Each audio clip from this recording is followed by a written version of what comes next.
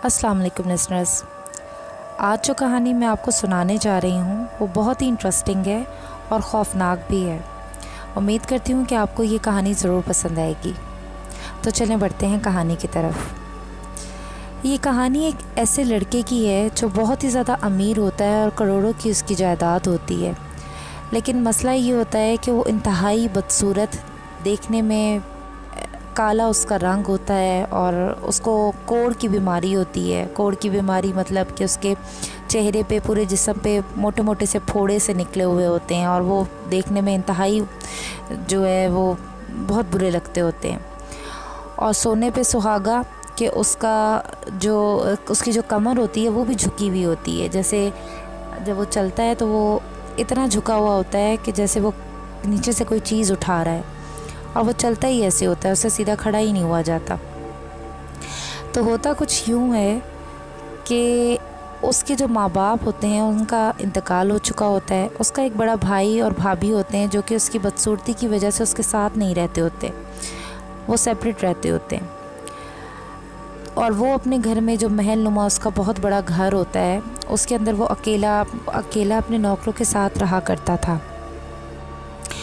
उसके घर के जितने भी शीशे थे उसने सब वो कपड़े से ढके हुए थे। वो नहीं चाहता था कि वो अपनी जो बदसूरती है वो शीशे में देखे। बाकी नौकरों के साथ भी जो है उसका रवैया कुछ अच्छा नहीं था, वो उनसे भी डांट डपट और बदतमीज़ी करता था।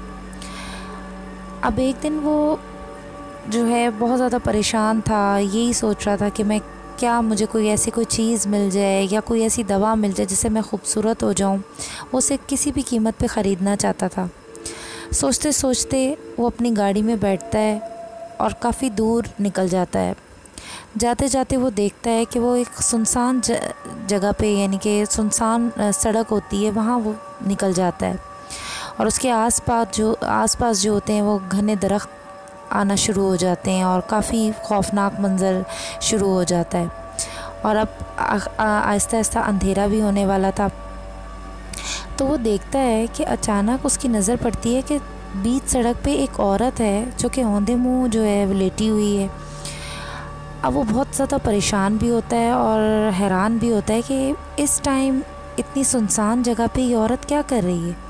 तो फ़ौरन वो अपनी गाड़ी की ब्रेक लगाता है और उसके पास जाता है।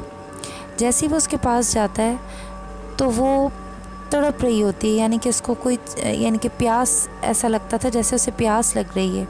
तो उससे पूछता है कि कौन हो तुम और इस टाइम तुम यहाँ पे क्या कर रही हो। तो वो कहती है कि वो मेरा लॉकेट आके गिरा हुआ है, मुझे वो दे दो। तो वो आगे जैसे ही देखता है कि तो कुछ फासले पर उसका एक लाल कलर का चमकता हुआ लॉकेट होता है जो कि उसकी गले से गिर के टूट के आगे गिरा हुआ होता है। तो वो फ़ौरन उसे उठाता है और वो उसको दे देता है। और जैसे ही उसे वो लॉकेट देता है वो फ़ौरन ही उसे अपने गले में पहन लेती है। वो लड़का उसे कहता है कि तुम रुको, मैं तुम्हारे लिए पानी लेकर आता हूँ। और वो फ़ौरन अपनी गाड़ी की तरफ जाता है और पानी की बोतल निकाल के जैसे ही वो मुड़ता है तो वो देखता है वहाँ पे कोई भी नहीं होता।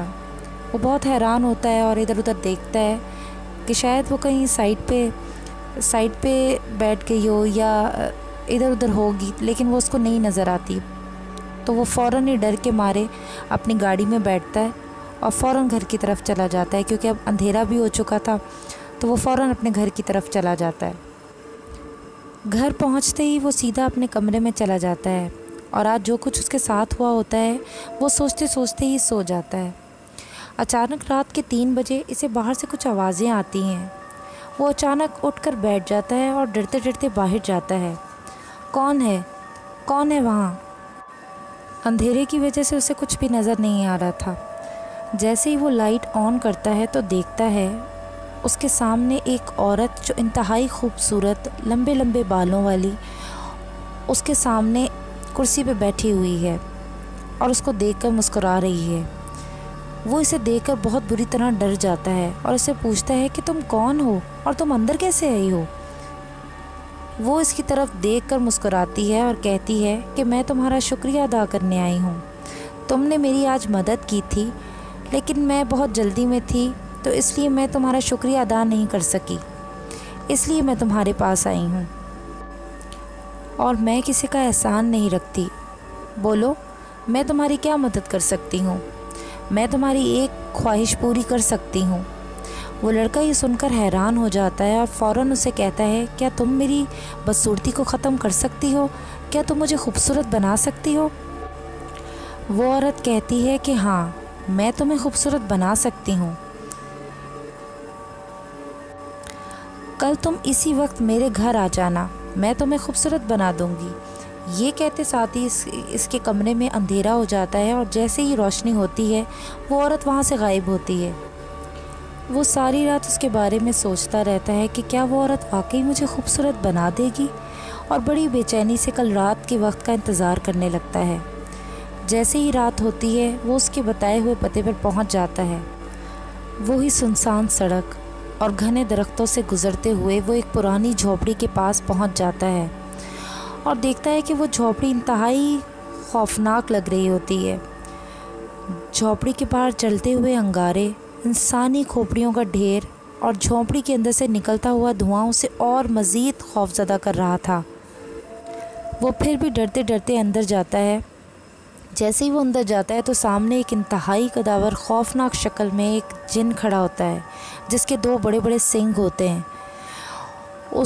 वो लड़का तो जैसे बहुत बुरे तरीके से डर जाता है और उसे देखते साथ ही वो खौफज़दा हो जाता है।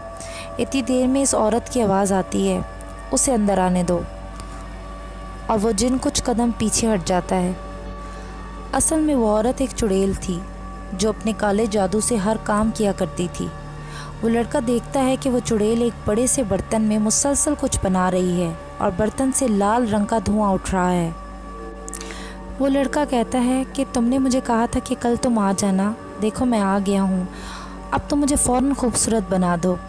चुड़ैल कहती है कि मुझे अपना वादा याद है, और वो उस पकती हुई हंडिया में से एक प्याले में खून उसे पीने के लिए देती है और उससे कहती है कि अगर तुम खूबसूरत बनना चाहते हो तो इसकी कुछ शर्तें भी हैं।